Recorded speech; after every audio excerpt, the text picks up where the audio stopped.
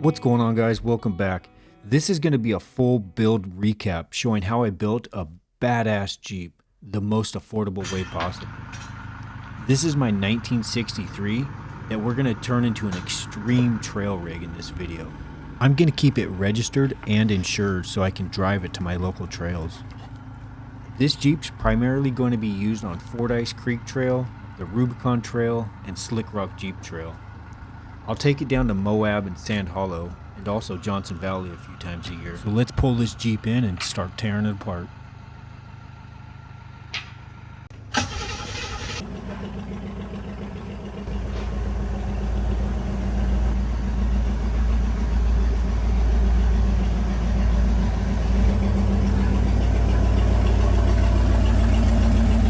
So I just power washed the whole Jeep to try to keep all of the crap from falling down on my face as I tear this apart. While I take the front end off this Jeep and the whole powertrain out, let's go over the plans and the parts that I'm going to use in this build. A couple of years ago, I had a cow run out in front of me on the highway in one of my work trucks, and it totaled the truck. It was a complete mess. So I kept that truck as a parts truck to build this Jeep from. So we're going to get the 6-liter LS, the 4L80 trans, the 14-bolt rear end, Hydro Boost brakes. Mated up the 4L80 is going to be a Dana 300 that I'm going to re-gear to be a 4-to-1 transfer case. So the front axle that I have is coming from a 1976 K20 truck. I'm going to run RCV shafts, reed knuckles, ARB front locker, and 538 gears. So I just wanted to be upfront with everybody. I'm trying to build this Jeep to be as badass as I can, but on as tight of a budget as I can. You know, I still got a family to feed. And I'm not getting any free parts or any sponsorship or anything. This is just me showing you my build. So my plan right here is to pull both of the axles out, the engine, the transmission, and the transfer case. That way I can get it stripped down to just a bare frame, so I can cut all the brackets and everything that I don't need off. Like I mentioned earlier, this is a 1963. 63 was the last year that Willys Overland produced it. So I didn't talk about it earlier, but this is a numbers matching tub, title, and frame. I paid $1,750 for this Jeep. So if this Jeep was 1 year newer, it would be made by AMC and the VIN number would be up here on the frame. But since this is Willys, it's way back here. Don't get discouraged about this skinny little frame. It's going to become a badass. Let me just get to work on it. So this is an old Buick 305, mated up to a turbo 350. It's not going to make any power, and it's not going to hold any power, so it's got to go. Got to make room for that 6-liter LS. Now that this motor's gone, I've got to check the rear end out, and then I can start taking measurements for the new parts. All right, so my first step to this build is going to be to get the whole Jeep up at what I believe is going to be ride height, so I can start doing calculations and measurements. So this is an iron block LQ4. I want to get this in the frame as low as I possibly can and still maintain about a 19 or a 20-inch height off the ground belly pan. So I'm going to be running a 39-inch BFG red label crawler. And it was really obvious that I was going to have to do a pretty serious comp cut for these quarter panels.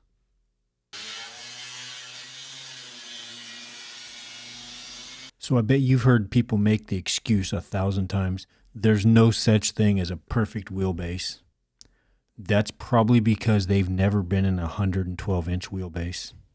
All right, all joking aside, I'm not going to spend too much time on the suspension design in this video because I already did the part 3 to the whole build series. Covers all of the suspension.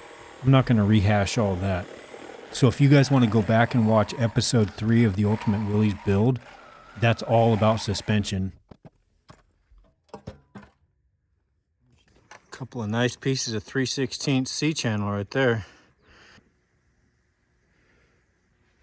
So here's the second section of frame. I'm getting ready to cut this body mount off. I had to grind these rivets and knock these rivets out.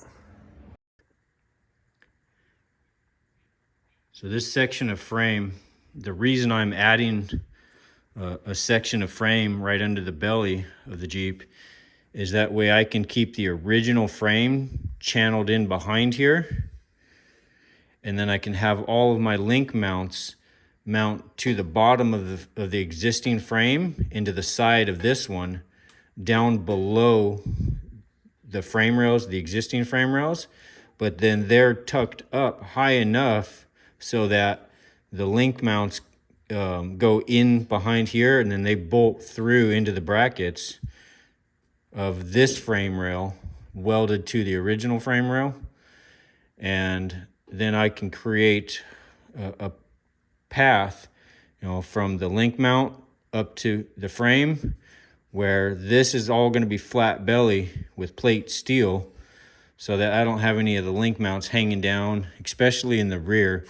You don't want to be sliding on a boulder and all of a sudden hit that link mount that's hanging down below your frame.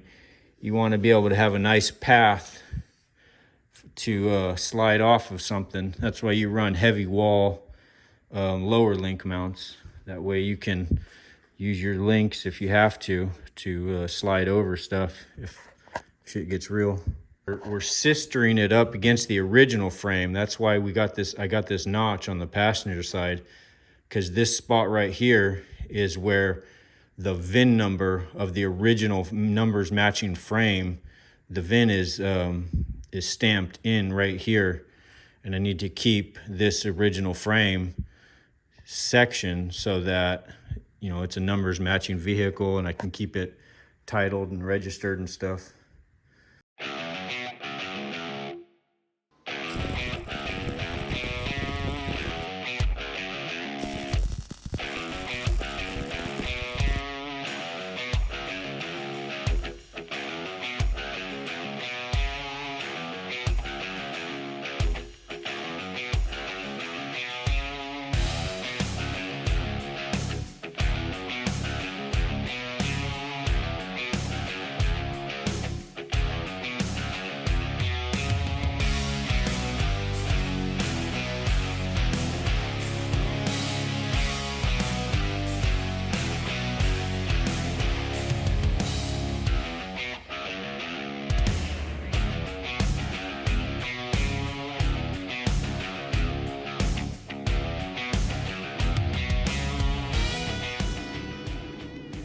The damn frame rails, they're so close, like 30 inches apart. I don't want to say what are they? Not even 30, 29 3/8. And that's wild. So skinny. It's on the exhaust. I was thinking I was going to keep it in the frame rails, but the 29-inch frame rail, I'm going to have to cut and do some pie cuts, bring that out on the exhaust on the outside of the frame rails. This is going to get all triangulated and braced in real good.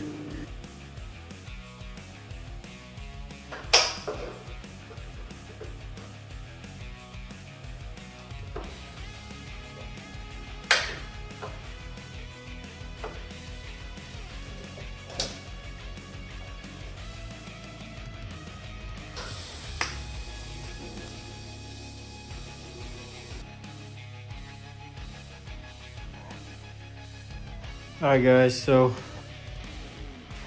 here's how I'm gusseting out the boat sides.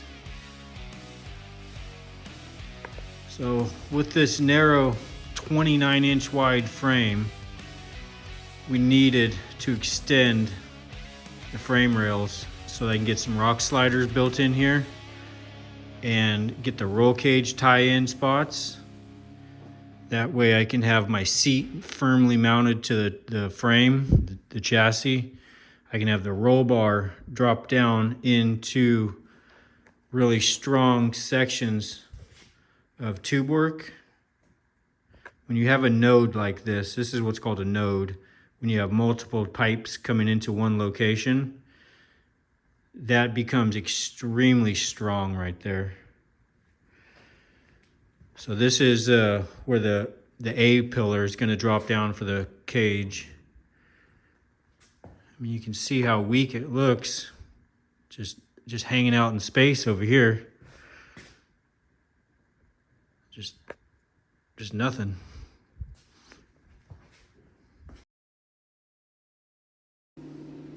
So I need to clock the entire transfer case up by about 15 degrees so I can get my flat belly. If you look closely, you'll see that there's only 2 adjustable positions in this advanced adapter's adapter.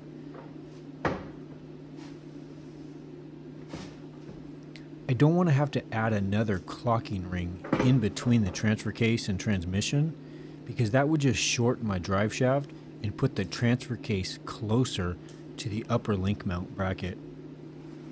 So you saw that I just rotated it up to the position that I want and made a mark. Now that I can transfer that and to get the bolt pattern so I can get these drilled out and mounted up.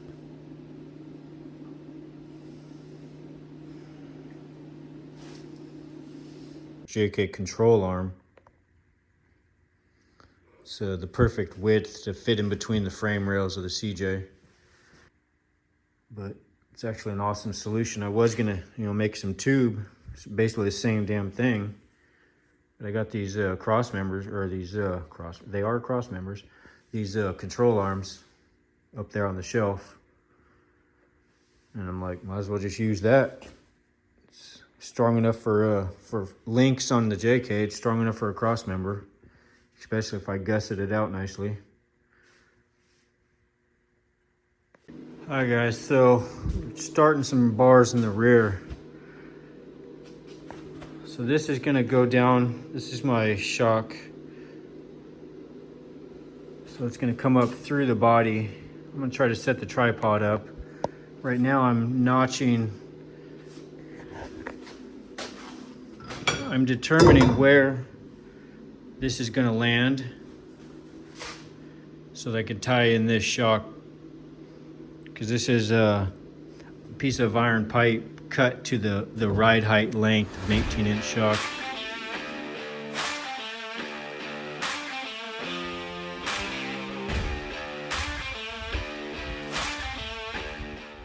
So I put this big X brace back here. It goes from the top corner of the main hoop all the way down to mounting plates that transfer down into the frame.